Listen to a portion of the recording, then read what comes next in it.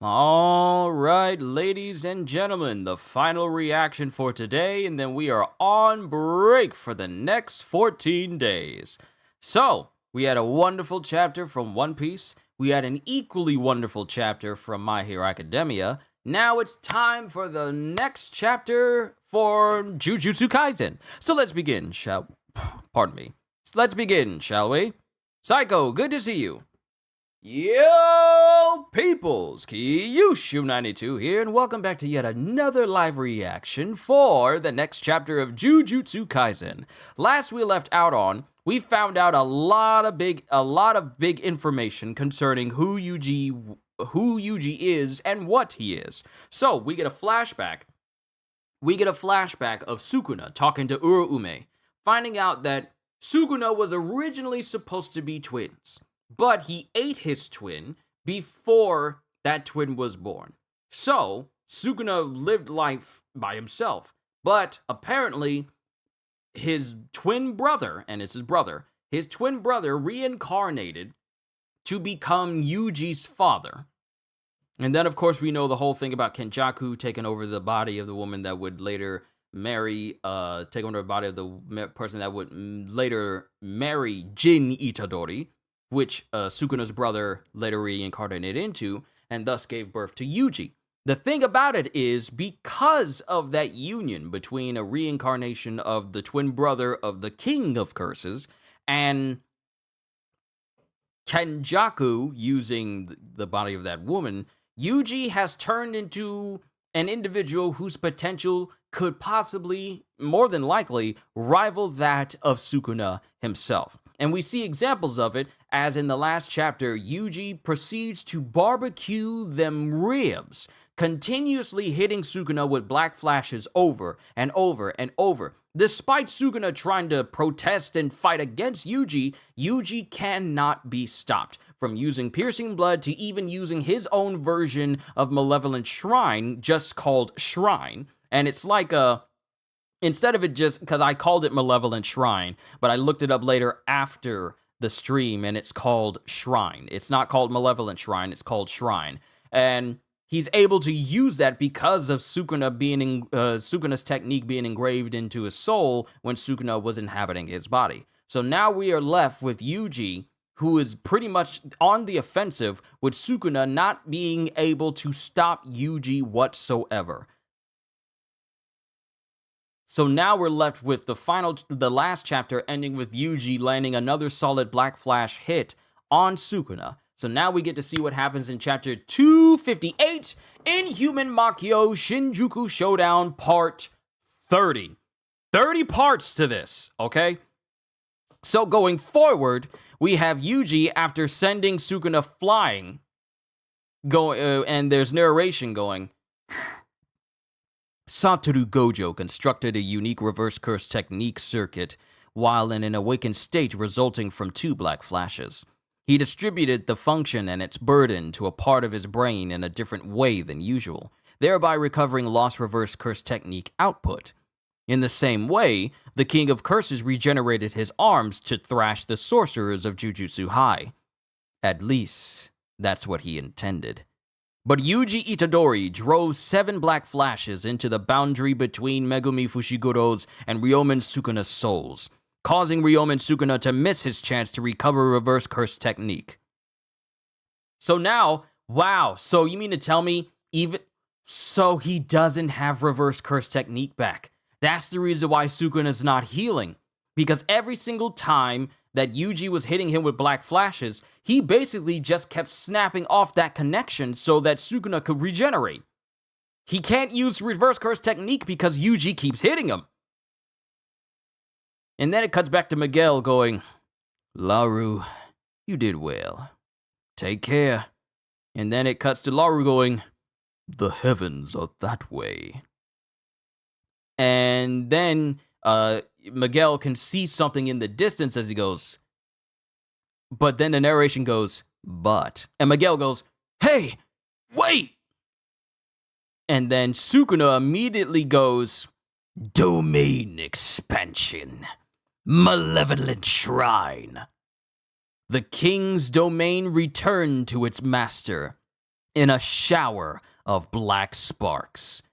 So while Sukuna can't use reverse curse technique, he can use his domain expansion again. Now, the thing about it is, Malevolent Shrine doesn't look like it originally did. Malevolent Shrine originally looked like a big shrine just adorned with like sharp objects and animal antlers all over the place. But this one just looks like an amalgamation of body parts attached together. Teeth, eyes, hands, and Sukuna standing on it as it's there in the world. A change of palm signs. A cursed technique with a part of the brain unaffected by unlimited void. And the operation of a barrier technique. Having survived the black flashes, Ryomen Sukuna generates Malevolent Shrine without a decrease in the effective range or output through imprecise elements and an impromptu binding vow. And it shows Sukuna using Malevolent Shrine on an incredibly large scale, to the point where the crows of Meimei are getting torn apart by Malevolent Shrine's sure hit. Everything is being demolished. All buildings, everything. This is even, I dare say, if we see the aftermath of this, this could wind up being a far bigger range than the Malevolent Shrine he tried to use against Maharaga during the Shibuya incident. But we're seeing tons of things being destroyed in they're just 2 panels. They take up 2 pages. It's a double spread panel on top and a double spread panel on the bottom. And it's just showing the maximum output of Malevolent Shrine tearing the entire city apart. And then we go back in time when Kinji Akari was talking to Maki and Choso. This will require reverse curse technique or domain countermeasures. That rules me out. I'm not talking about you. Yuji and I can manage reverse curse technique. Huh? Oh wait, this is Choso going, Yuji and I can manage reverse curse technique. Huh? Me? Ieri, Akari Okotsu. I've always wondered something. When using a reverse curse technique to regenerate flesh, how do you compensate for lost blood? And then Kinji speaks. I do it automatically, so I don't really know. I do it on instinct too. And then Ieri goes, you convert cursed energy into blood. Many sorcerers can use reverse curse technique on themselves but can't heal others. One reason is the different application. Another is because the receiver rejects it. They may be rejecting the healer's cursed energy, or the cursed energy may fail to respond to conversion. That's why my treatment is more effective on some people than others. Then Choso resumes. I suspected as much. My body can convert cursed energy into blood. Integrating my little brothers should also allow Yuji to do this along with some kind of curse technique. And that's not all. I think we can cover the technical parts with our constitution, so we don't experience the same massive cursed energy consumption, which is a problem in reverse curse technique. And then Ieri goes,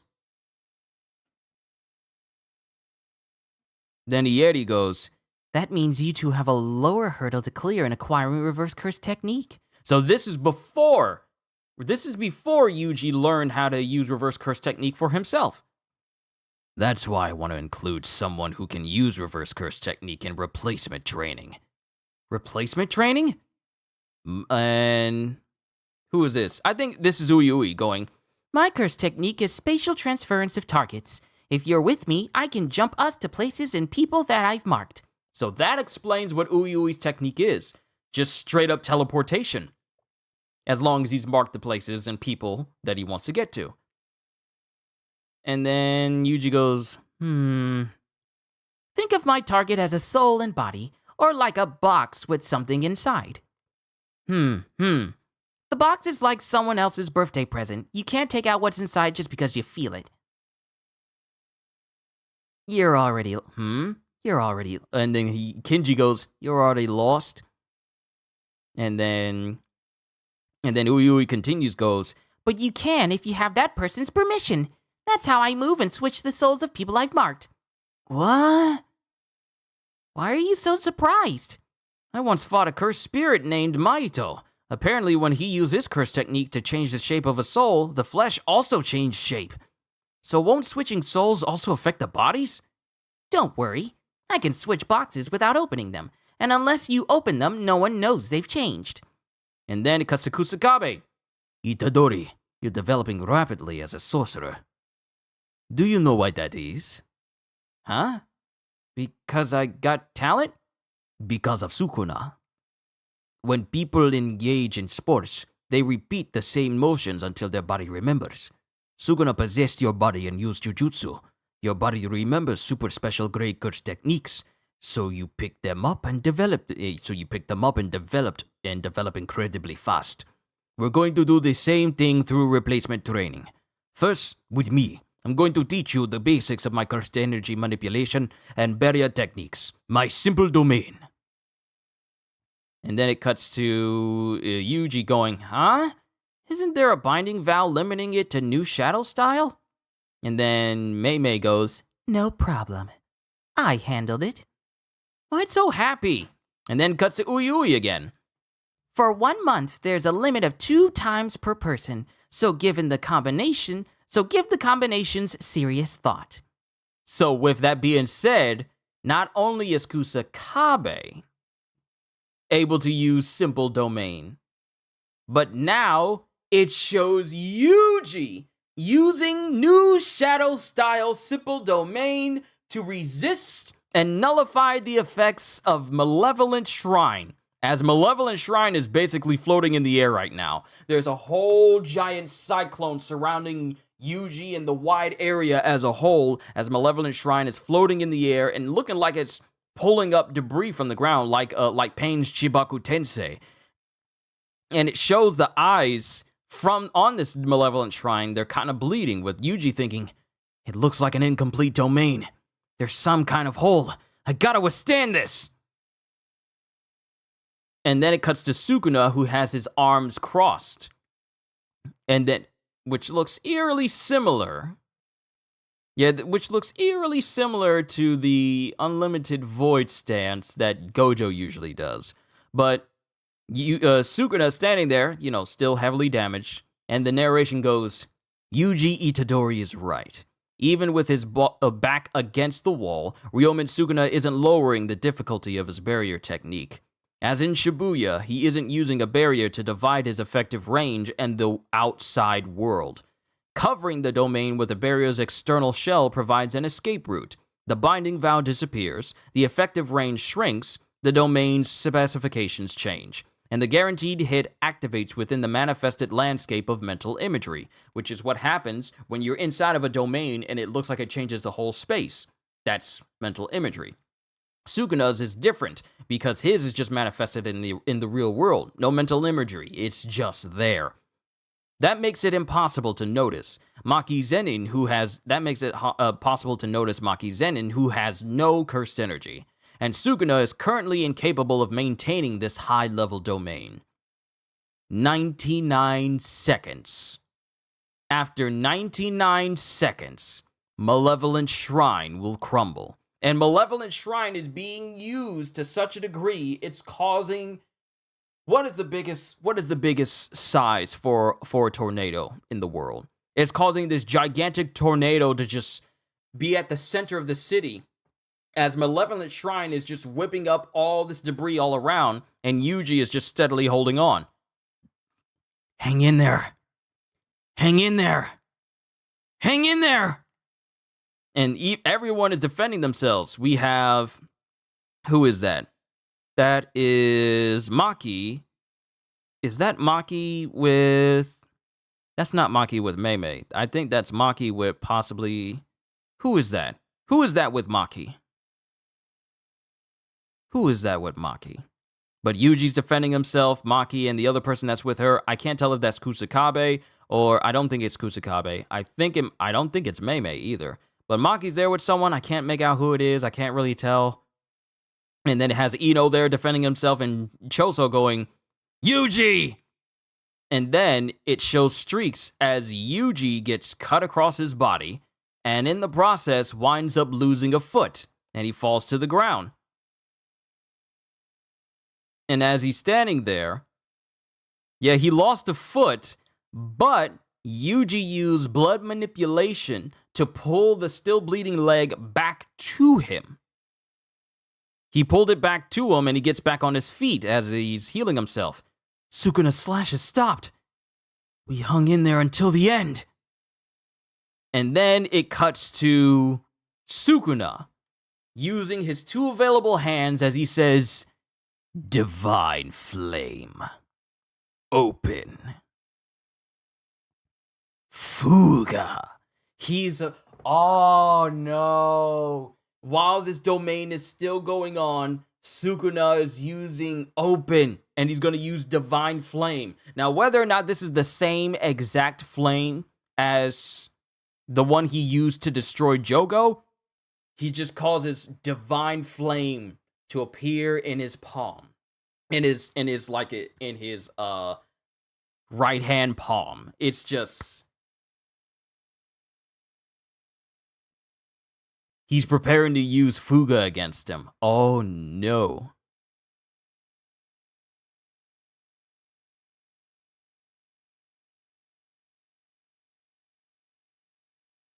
Okay. And that's the end of the chapter. Sukuna preparing to use Fuga, Divine Flame. And we still don't know the exact name of Sukuna's curse technique yet! We keep seeing Sukuna do all this stuff, even though, because the thing we learned from this chapter is that because of all the hits that Yuji was landing on Sukuna, Sukuna hasn't been able to use reverse curse technique to heal himself. He tried, but, you know, Yuji kept hitting the space in between his soul and Megumi's soul. So he can't use reverse curse technique. However, he can use domain expansion. And he uses Malevolent Shrine, which is far bigger than what it looked like before. It's a floating entity now, and it's starting to extend across the entire city in what looks to be like a much bigger range than what he did to erase a whole portion of Shibuya that one night. So that's where we're at right now. Calzone! Sup? Good to see you. So now the question is, will the next chapter finally reveal to us what Sukuna's innate technique, not curse technique, but innate technique is, that allows him to do all this stuff? Sending out slashes that can dismantle or cleave a person based on their curse energy output and defensiveness. But don't he and Yuji share the same curse technique, right? So wouldn't Sukuna's also be Shrine as well? Or do you think Sukuna has multiple curse techniques? That's what I'm saying. We know he has multiple curse techniques that he can use, but we don't know what his innate technique is. You know, the one that's unique to the individual. We know that Yuji can use a variation of Malevolent Shrine, just as known as regular Shrine. He can use Piercing Blood. But we don't know the innate technique of Sukuna on how he's able to do all of these feats. We have not seen Fuga since the beginning of the Shibuya incident when he took down Jogo. This is the next. Well, actually, you know, we've seen it when he took down Jogo. We saw him use it when he would take down Maharaga. This is the third time. And he only uses it if the opponent is of sufficient strength. So I really hope we find out what Sukuna's innate technique is, how he's able to do everything he's capable of doing. Because the curse techniques and the stuff that he can do are applications of the innate technique. It's just that it's still unknown.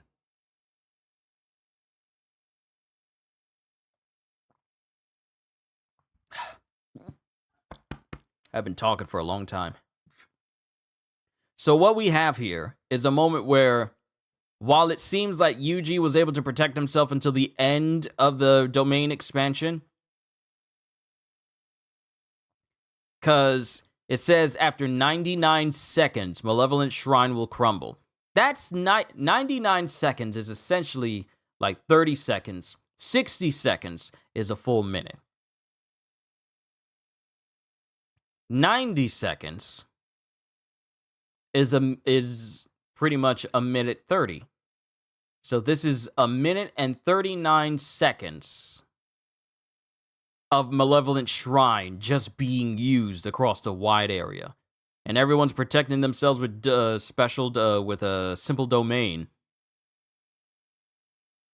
But Sukuna, after slashing through Yuji, who gets his leg sliced off and he puts it back on him and heals up immediately with a reverse curse technique, then we just see Sukuna using Divine Flame. So, I'm going to look it up on my phone real quick.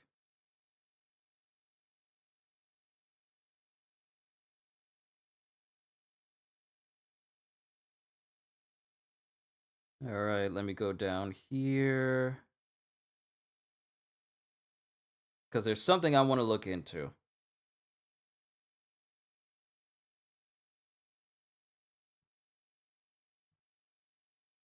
It's simply just called Fire.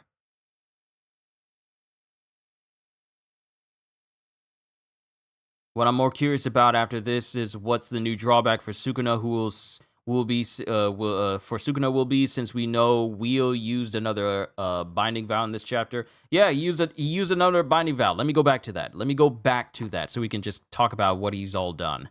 Let's see.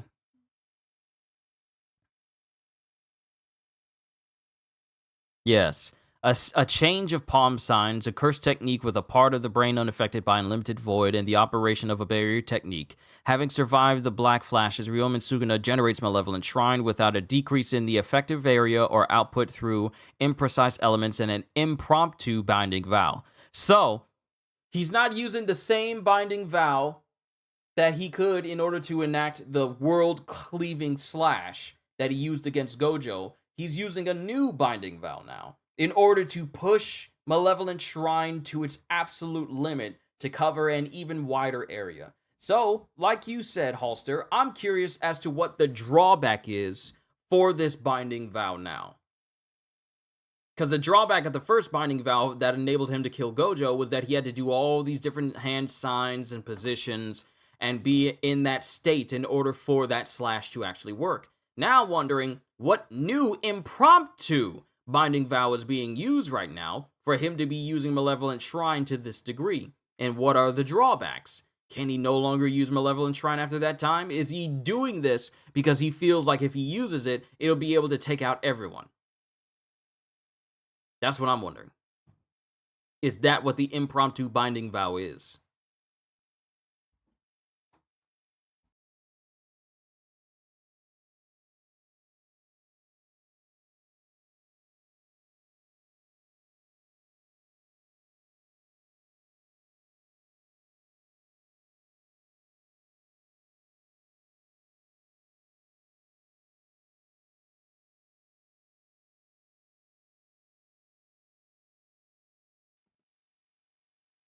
So as far as we know, let me see here. Binding vow, binding vow.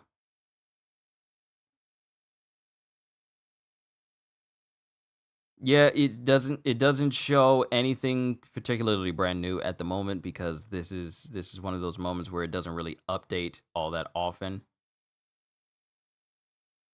It doesn't update it until like maybe a day after. But right now we have Sukuna, who's using an impromptu binding vow in order to use Malevolent Shrine at this degree. And now, after the slashes have stopped, now he's opening and preparing to use something called Divine Flame. It was just him. I don't even think he gave it a name. The flames itself. I can't tell if these are different flames from the ones he used to kill Jogo, but if this is what these flames are called that killed Jogo, we now have a name for it. Divine Flame. As he uses Fuga. Also, this chapter we found out Ui doesn't have teleportation. He can also swap souls into different bodies, so we now know how Yuji was in Kusakabe's body and vice versa. Yuji was in Kusakabe's body? I missed that. I completely missed that. But Ui's ability to swap not only places with people, but people's souls as well, is like Mahito's without the effects of it changing that person's body when their souls are manipulated in that degree. So his is like a completely safe version of what Mahito can do. Could do. So that's interesting from Ui.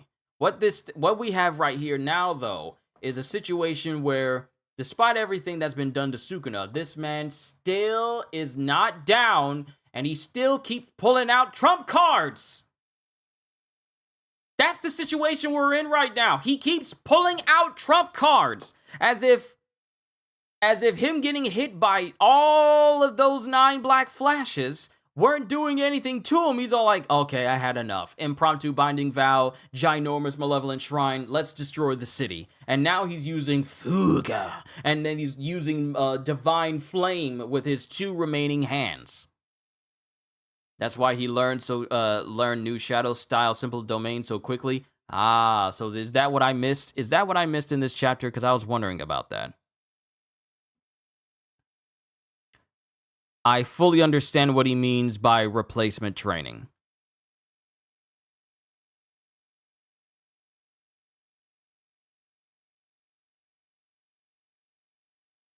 When Kusakabe said, we're going to do the same thing through replacement training, Sukuna possessed your body and used jujutsu. Your body remembers super special grade techniques, so you pick them up and develop incredibly fast. We're going to do the same thing through replacement training. First with me. And I was thinking, like, maybe he was just training him. But now we know that with Ui's ability to switch the souls of people and put them in other people's bodies, that is how Yuji learned to do simple domain. Because the simple domain that was ingrained in Kusakabe's body imprinted onto Yuji, which allowed him to use simple domain.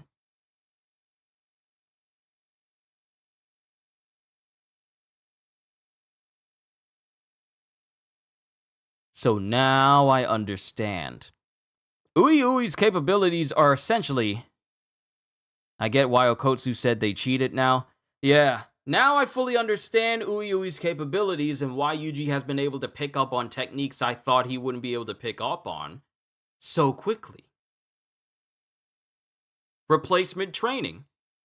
Just having the innate techniques and curse techniques of an individual get imprinted onto your soul so that when you go back to your original body, you have a concept of how that technique works so you can do it for yourself.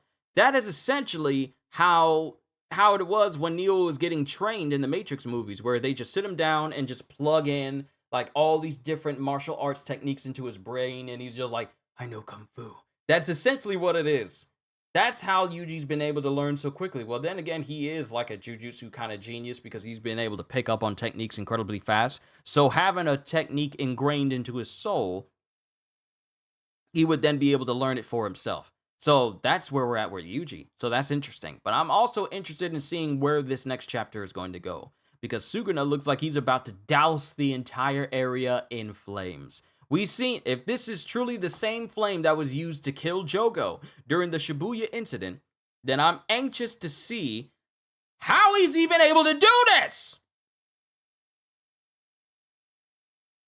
How is he able to do all of this? I want an explanation. See, it's nice that we're getting narration for these chapters, but I need to know how Sukuna is doing all of these different techniques, including techniques that a regular Jujutsu sorcerer shouldn't even be able to do. I know Sukuna is not regular, but at the same time, I just want to know what his curse technique is. Ui could only do 2 times per month. Imagine everyone had a year or 6 months to prepare. That's scary to me. Yeah, you have all this time to prepare, but you only get 2. You only get 2. 2 times per month. That's a limit. But yeah, that's I'm done. I'm done. Now we're here with Sukuna preparing to use Fuga, Divine Flame. Well, Divine Flame. Open. That's where we're at right now, where Sukuna's looking like he's going to use the same flame he used to kill Jogo to try and kill everybody else. He can't use Reverse Curse Technique, but he can use Malevolent Shrine. With a binding with an impromptu binding valve, that effective range is massively increased, even greater than what we've seen before. So now the question is, what is everyone going to do? Because we've seen the aftermath of Sukuna using, I guess, Divine Flame on Jogo, and he was just left a smoldering carcass. But we never saw, like, did we ever? I don't think we ever saw like an explosion or the impact itself. I don't think we saw the impact itself. So now my question is, just how much stronger is this divine flame compared to when he was using Yuji's body? Sukuna's body is in a far greater state of power than it was when he was when he was combined with Yuji. Now my question is, how much stronger is this particular technique in his new perfected multi-armed classic body from 1,000 years ago? That's my question. But we're going on break, so we won't find out next week, but the week after.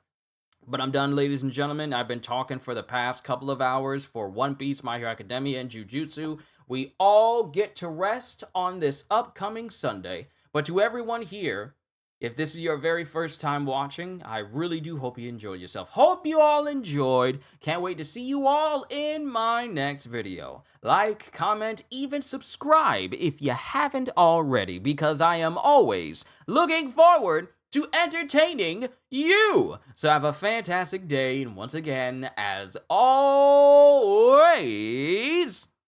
later, peoples!